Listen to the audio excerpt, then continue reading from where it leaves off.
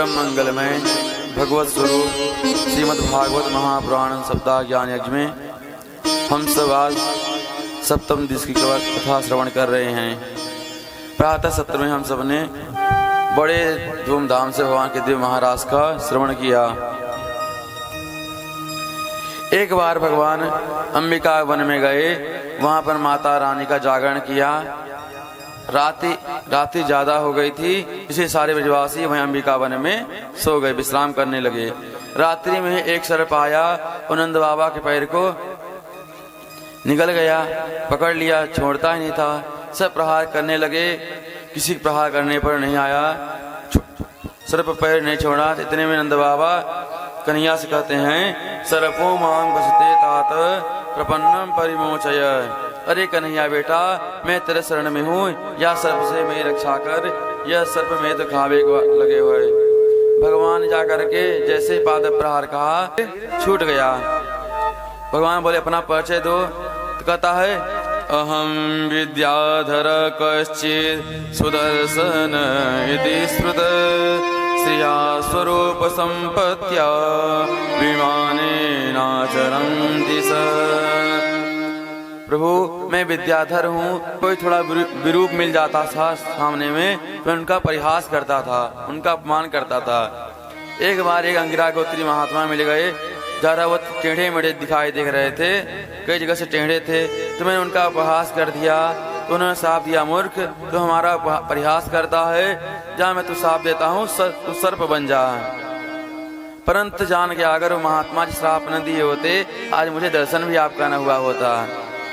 सारप सापो में अनुग्रहायैव कृतस्ते करुणात्मभिः यदहं लोक गुरुणा पदास्पृष्टो हताशुभ।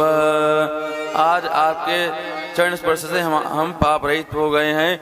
तब भगवान कहते जाओ, आज तुझसे तुम निष्पाप हो गए हो, अपने दिव्य विद्याधर लोक को प्राप्त करो।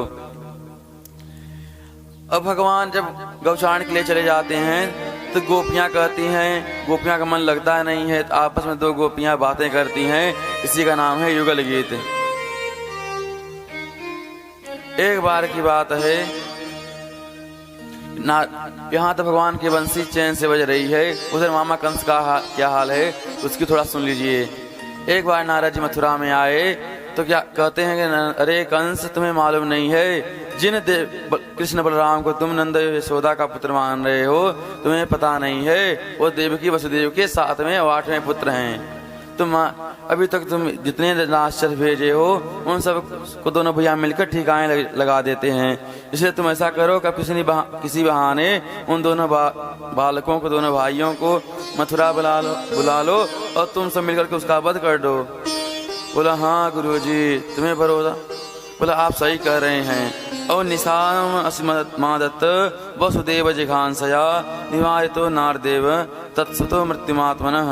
कंस ने सोचा कि वसुदेव ने हमारे साथ विश्वासघात किया है, वसुदेव को मारने के लिए चल पड़ा।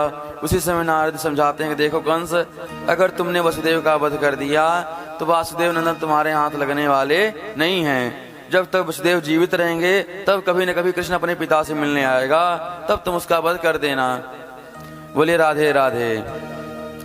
कंस को बात समझ में आ गई। कंस ने तुरंत आपातकालीन मीटिंग बुलाई। बोला कि भाई ऐसा ऐसा काम करना है। उसी समय केसी नाम का दैत्य खड़ा हुआ। बोला महाराज वो हिंदी का है, तो हम इंग्लिश के हैं। जैसे कृष्णचंद्र का नाम क्या होता है, केसी होता है, कृष्ण का के, चंद्र का सी। तो कहता है कि वो हिंदी का कृष्णचंद्र है, मैं इंग्लिश का हूँ, मुझे अवसर दिया जाए। कंस बोला ठीक है जाओ। घोड़ा बन करके आया, भगवान को देखते ही कुपित होकर दौड़ पड़ा। भगवान ने अपना मुष्टि का प्रहार उसकी मुख में किया, तो गोविंदाय नमो नमः। आज वृंदावन में केसी घाट बना हुआ है। इस प्रकार से भगवान ने केसी का अवतार किए। अब कंस कहता है कि अब किसी को नहीं भेजेंगे, अब उन दोनों को ही बुलाया जाएगा। लेकिन लेने के लिए कौन जाए? तो कहते हैं जो अक्रूर जी हैं उनको भेजा जाए, वो यदुवंशियों के बारे में जगह जगह खबर रखते हैं। अक्रूर जी को बुलाया गया। अब कंस ने अपने सिंहासन से उतर करके अक्रूर जी का स्वागत किया। अक्रूर जी के देख के होश उड़ गए। बताओ ये कंस के अंदर इतना परिवर्तन कैसे हो रहा है? आज से पहले सही मुख बात नहीं करता था, गृहीत्वा पाणिनां पाणि ततो अक्रूरवाचः। जब हाथ में हाथ लेकर के कर्ण से बड़े आदर के साथ दरबार में बैठाया तो अक्रूर जी की धड़कन तेज हो गई। कहते हैं ना कि नवल नीच की अति दुखदाई। नीच व्यक्ति अगर आपके सामने झुक रहा है तो इसमें कुछ न कुछ षड्यंत्र ही होगा। परंतु कहते हैं बताओ महाराज कैसे याद किया। कंस कहते हैं कि हम इस समय मथुरा में बहुत भारी धनुष यज्ञ का आयोजन करने जा रहे हैं, मेला लगेगा, तो हमारी इच्छा हो रही है क्यों न हो दोनों जो भैया हैं कृष्ण बलराम बड़े पराक्रमी हैं, बड़े वीर बालक हैं, उन दोनों वीरों को भी बुलाया जाए। मैंने विशेष रूप से मल्ल युद्ध का काल याद आ रही है, लगता है कुछ कर चलने वाला है।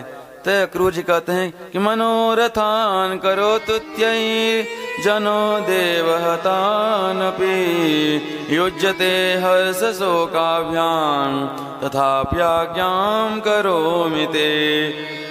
मैं तो आपका सेवक हूँ, आपकी जो आज्ञा है तदनुसार मैं काम करूँगा, परंतु आप जो सोच रहे हैं उनमें कितना सफल होंगे ये तो समय ही बताएगा। जो आज षड्यंत्र रच रहे हैं कृष्ण बलराम दोनों को मथुरा बुला करके दोनों का वध कर दूंगा, तो शायद आपको मालूम नहीं है उन्हीं दोनों के हाथ आपका वध होने वाला है। अब